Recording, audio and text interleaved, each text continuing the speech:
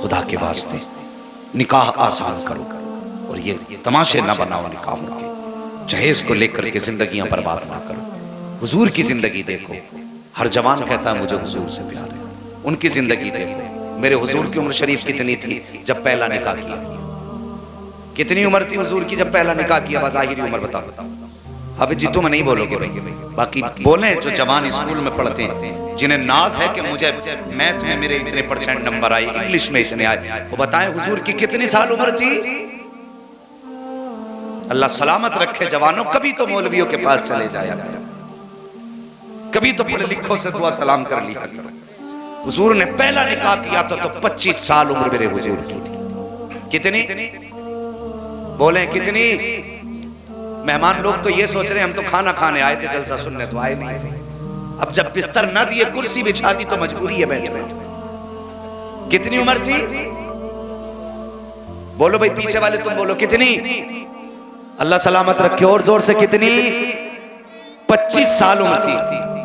और जिससे निकाह किया मेरे हुजूर ने हजरत खदीजतुल कुबरा की उम्र शरीफ थी 40 साल।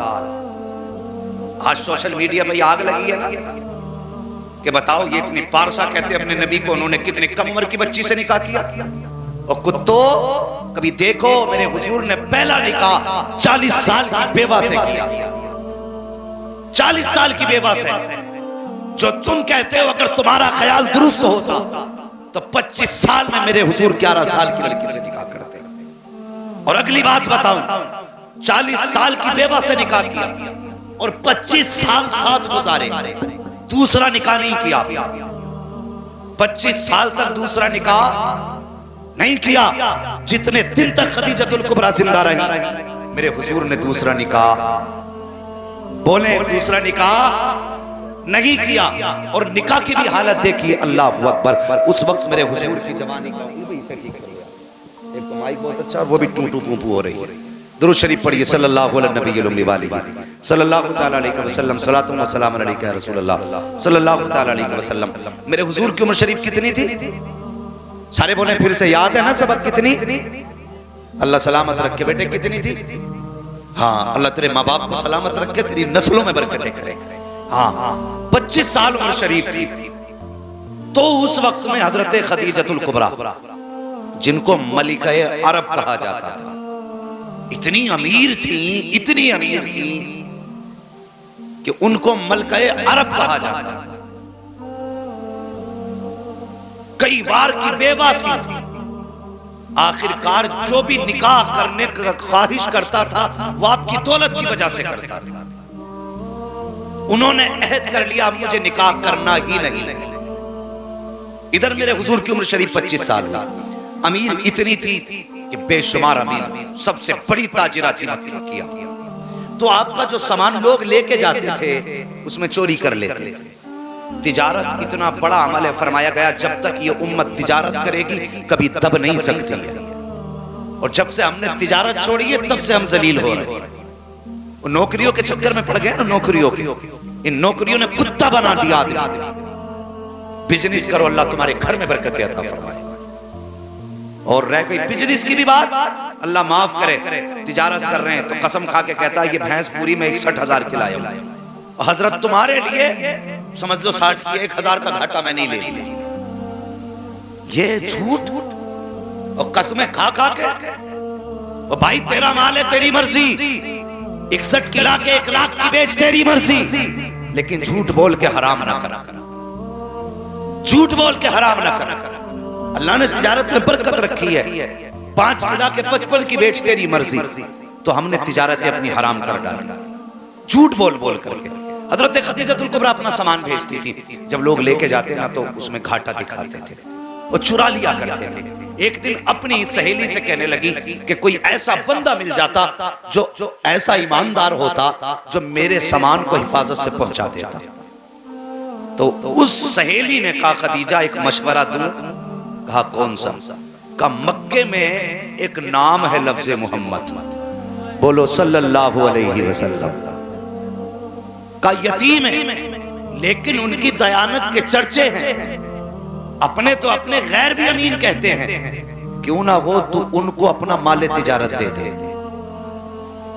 और उनको अपने तिजारत का माल देकर के उनसे अपना तिजारत का काम करा। तो कहा ये काम होगा कैसे?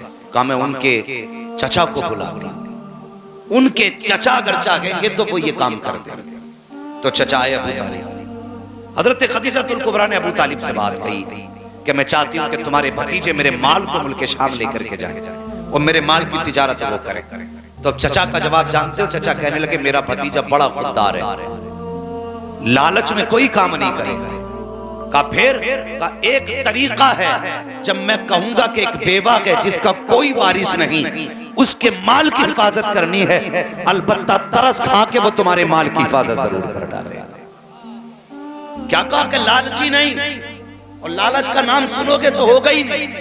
कब मैं बताऊंगा कि बेवा है, उसका कोई आसरा नहीं, लोग माल चुरा लेते हैं। कहा ठीक है जैसे तुम्हारी मर्जी। अबू तालिब आया, हुजूर से बात की। मेरे हुजूर ने फरमाया मैं खुद बात करना चाहता हूं। अब हुजूर की शान सुनो, और जवानों हुजूर से प्यार करो।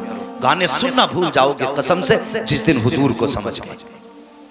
हाँ लीडें तो होंगी कानों में, लेकिन गाने नहीं होंगे। मुस्तफा की नात के तराने गूंजा करेंगे।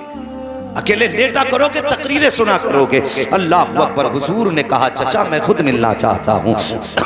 जनाब अबू तालिब ने खदीजा से कहा मेरा भतीजा कल मिलने आएगा। अल्लाह अकबर। लेकिन याद रखना वो पर्दे की हालत में मिलेगा, बेपर्दा सामने मत आ जाना। उस वक्त खदीजतुल कुबरा के अपने तकवे का आलम ये था, जिस दौर में लोग नंगे होकर काबे में तवाफ करते थे, कपड़े उतार कर मर्द औरत तवाफ किया करते थे, उस दौर में खदीजतुल कुबरा की बारसाई का आलम ये था, किसी ने खदीजतुल कुबरा का चेहरा नहीं देखा था। ये खदीजतुल कुबरा की बारसाई थी, किसी ने नंगे सर खदीजतुल कुबरा को नहीं देखा था। ये उनके घर की पाकीज़गी थी। कब मेरा भतीजा आएगा? अल्लाह अकबर। खदीजतुल कुबरा कहती हैं कि मैंने कहा ठीक है भेज दीजिए। हुजूर तशरीफ लाए, मेरे दरवाजे पे पर्दा पड़ा हुआ था। जैसी पर्दे के पीछे हुजूर आए हैं, वो कहती मेरा रुख दीवार की तरफ था, और कहती कि जैसी दरवाजे पे हुजूर आए हैं मैंने क्या देखा, हुजूर के चेहरे की रोशनी पर्दा पार करके मेरे मकान के दीवार पे पड़ने लग जाती है। मैं सोचने लगी या अल्लाह सूरज भी इस तरफ से निकल रहा है, रोशनी इधर से आ रही है, फिर ये रोशनी किस चीज की है, ये चांदनी किधर से फूटी है। कहती मैंने मुड़ के देखा तो क्या देखती हूँ, कोई नूर वाला चेहरा था जो पर्दे के उस पार था। रोशनी मेरे घर को मुनव्वर करती जा रही थी। ये मेरे हुजूर का हुस्न था। फरमाती पर्दे के अंदर से बात हुई। हुजूर ने कहा ठीक है मैं आपका माल ले जाने के लिए तैयार हूं। वक्त हो गया, सारी चीजें मुकर्रर हो गई। थके तो नहीं हो भाई अभी? कम से कम सर ही हिला दो, आप पढ़े लिखे नहीं है तो थके तो नहीं है?